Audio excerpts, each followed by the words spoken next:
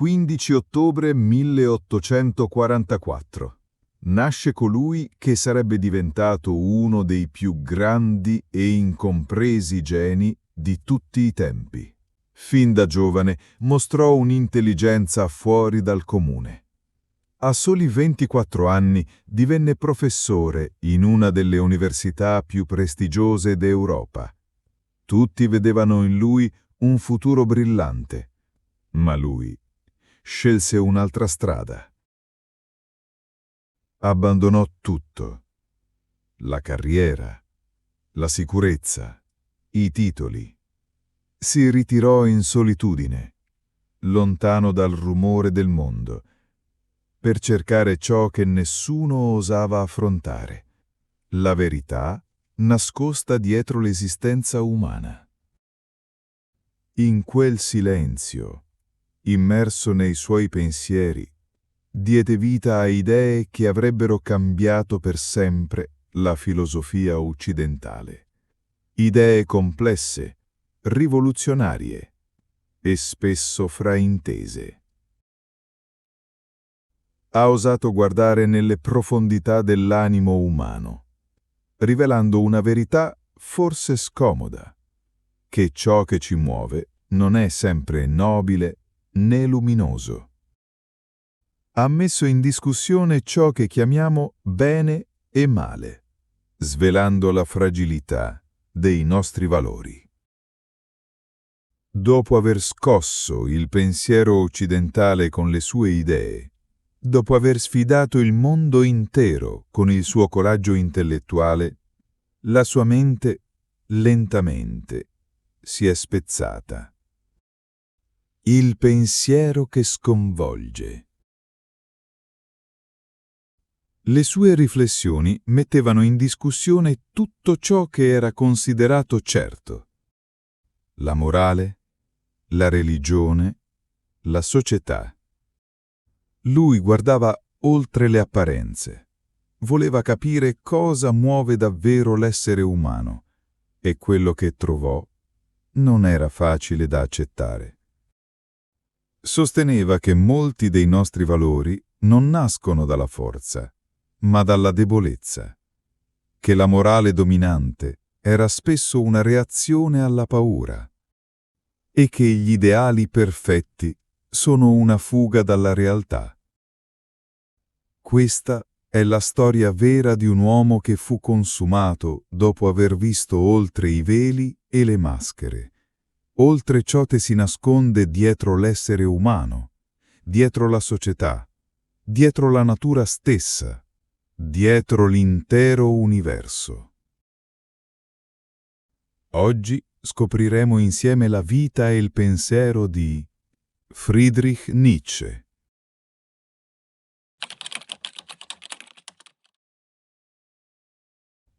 Dio è morto e siamo stati noi a ucciderlo. Questa frase, tra le più celebri e controverse della filosofia moderna, appartiene a Nietzsche. Ma per comprendere davvero il suo significato, bisogna conoscere la storia di chi lo pronunciò.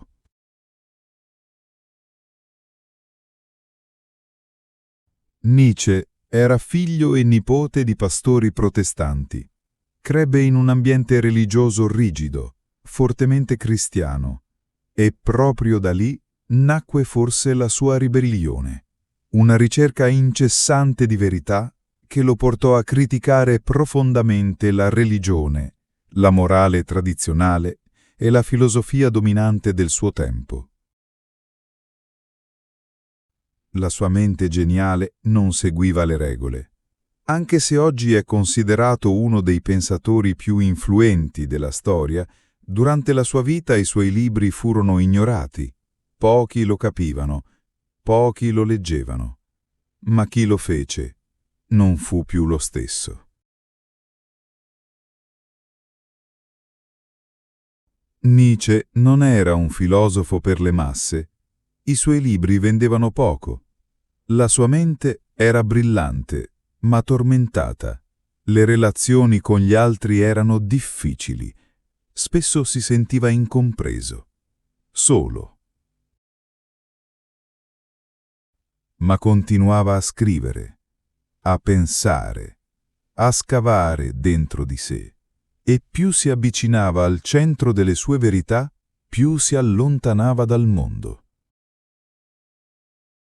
Per Nietzsche, la vita non doveva essere giudicata da ideali lontani, non da un paradiso futuro, né da una perfezione immaginata. La vita, diceva, ha valore per se stessa. Ogni istante è unico, irripetibile, e dobbiamo viverlo con pienezza. Secondo lui, cercare di vivere secondo un ideale perfetto crea solo frustrazione, ci rende schiavi di qualcosa che non esiste, una prigione mentale. La vita non è un sogno da inseguire, ma una realtà da abbracciare, con tutte le sue imperfezioni. Poi, ogni momento della vita è unico, frutto di condizioni irripetibili. Non esiste un ideale perfetto da raggiungere, perché tutto ciò che è reale accade solo nel presente. Secondo lui, la vita non deve essere sacrificata per un sogno astratto, ma vissuta nella sua forma più autentica, con ciò che c'è qui e ora. Se dopo ogni azione inizi a confrontarla con un modello ideale, rischi di creare una prigione mentale per te stesso, perché la realtà non sarà mai uguale all'immaginazione.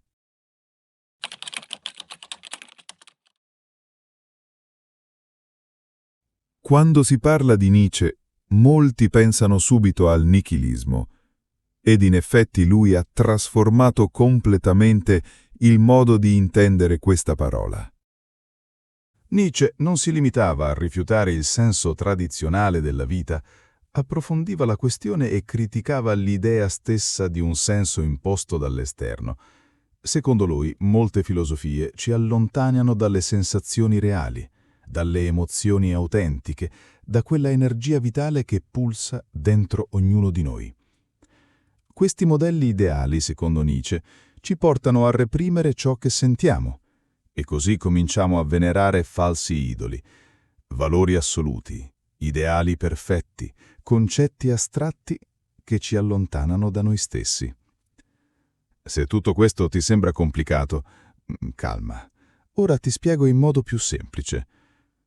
Per comprendere davvero Nietzsche, possiamo confrontarlo con uno dei più grandi filosofi della storia, Platone. Platone ci parlava del mito della caverna. Secondo lui, viviamo come prigionieri in un mondo di illusioni.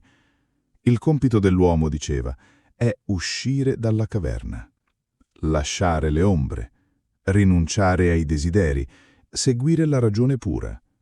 Nietzsche pensava l'opposto. Per lui la verità non è fuori, è dentro di noi, nelle nostre passioni, nei nostri desideri, nei nostri istinti. Non dobbiamo fuggire da ciò che siamo, dobbiamo vivere pienamente la nostra natura, anche se imperfetta, anche se dolorosa.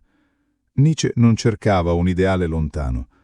Amava la vita così com'è, confusa, contraddittoria, viva. Per secoli ci hanno insegnato che solo l'ideale ha valore, che i nostri impulsi sono sbagliati, che dobbiamo superarli per raggiungere qualcosa di più alto. Ma Nietzsche ci avverte: seguire un ideale assoluto può diventare una forma di negazione della vita. Ogni volta che rinneghiamo ciò che proviamo per seguire un modello perfetto, ci allontaniamo da noi stessi. E in questo conflitto nasce il dolore umano. Nietzsche chiamava idoli questi ideali assoluti, non solo religiosi ma anche morali, sociali, culturali. Sono modelli rigidi che ci dicono cosa è giusto, cosa è sbagliato, cosa vale la pena. Ma chi li ha decisi? Chi ha stabilito cosa dobbiamo desiderare? Quando giudichiamo la nostra vita secondo un ideale esterno, il successo, l'approvazione, il like, la perfezione, stiamo vivendo in una gabbia. La vita smette di essere vera. Diventa uno spettacolo da recitare. Gli idoli per Nietzsche non sono statue o divinità antiche, sono modelli mentali, regole invisibili che ci impongono come dovremo essere. Ci promettono perfezione, ma ci allontanano dalla realtà concreta. Quando viviamo secondo un ideale rigido imposto dall'esterno, tradendo ciò che vogliamo davvero, ci allontaniamo da noi stessi e da lì nasce il vero dolore umano. Non si tratta solo di soffrire, si tratta di perdere la propria essenza. Nietzsche propone una domanda radicale. E se tu dovessi rivivere ogni attimo della tua vita esattamente com'è, per l'eternità, lo faresti? Se la risposta è sì, allora stai vivendo bene, perché la vita non va misurata da fuori, va sentita da dentro.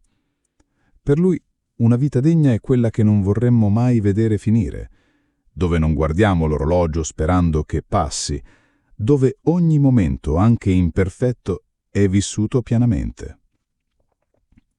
Viver, non fuggire. Certo, nessuno può vivere una vita perfetta. La sofferenza esiste, i problemi arrivano, ma Nietzsche credeva che seguendo le nostre volontà autentiche possiamo ridurre il conflitto interiore. Possiamo avvicinarci a una vita che ci appartiene davvero, una vita in cui smettiamo di fuggire e cominciamo a essere. Vivere il presente, amare il destino.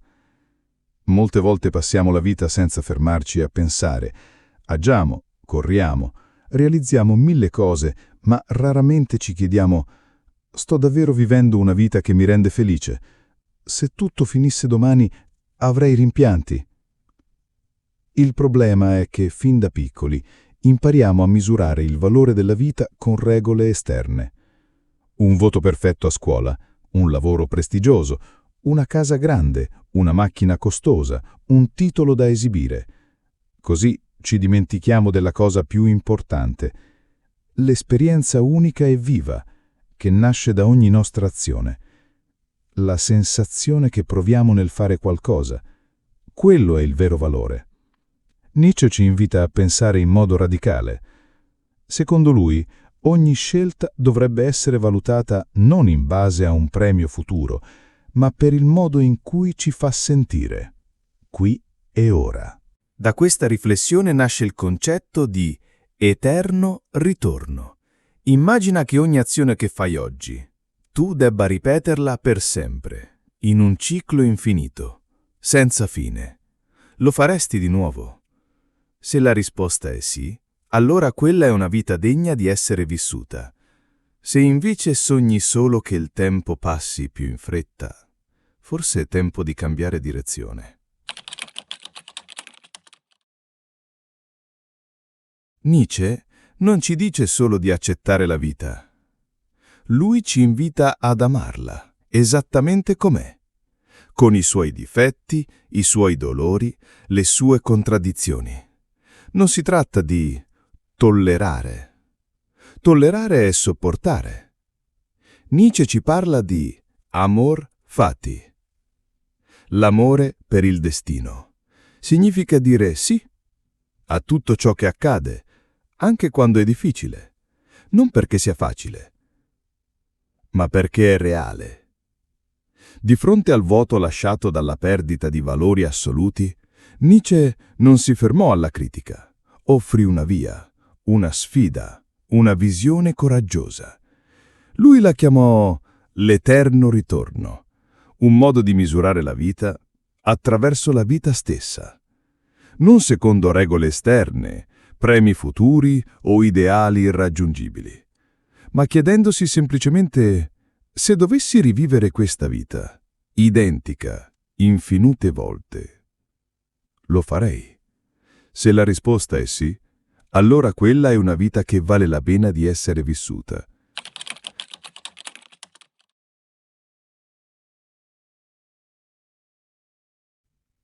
Un'altra grande domanda di Nietzsche è: chi decide cosa è giusto e cosa è sbagliato?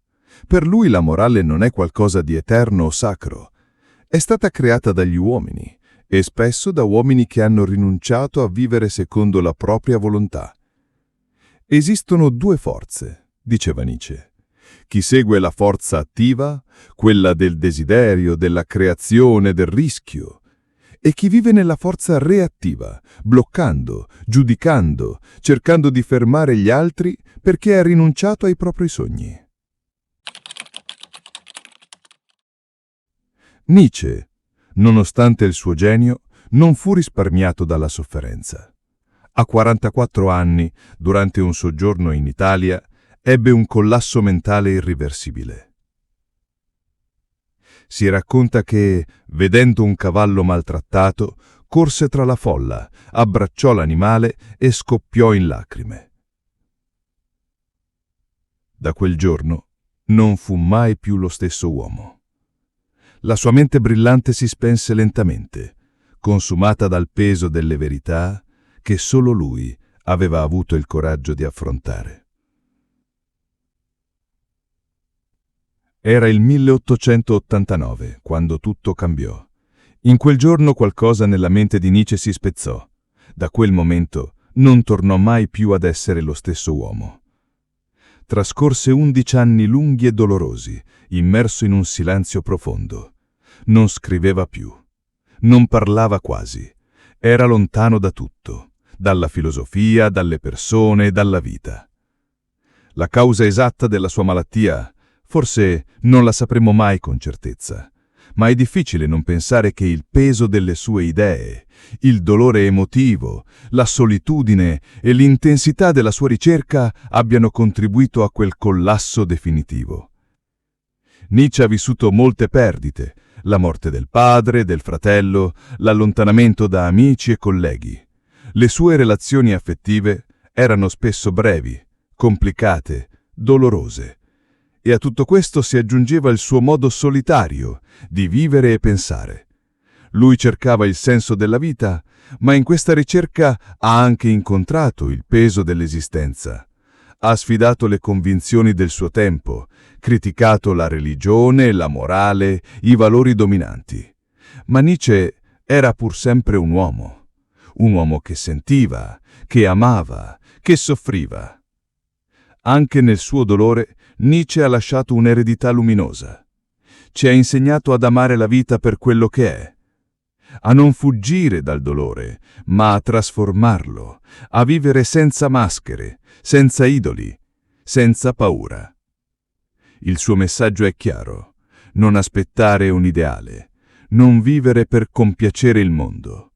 Sii te stesso, fino in fondo, anche se fa male, anche se ti rende diverso. Se questo video ti ha ispirato, allora non dimenticare di lasciare un like, iscriverti al canale e attivare la campanella delle notifiche per non perdere i prossimi episodi. La filosofia di Nietzsche non è solo storia, è una chiamata alla vita.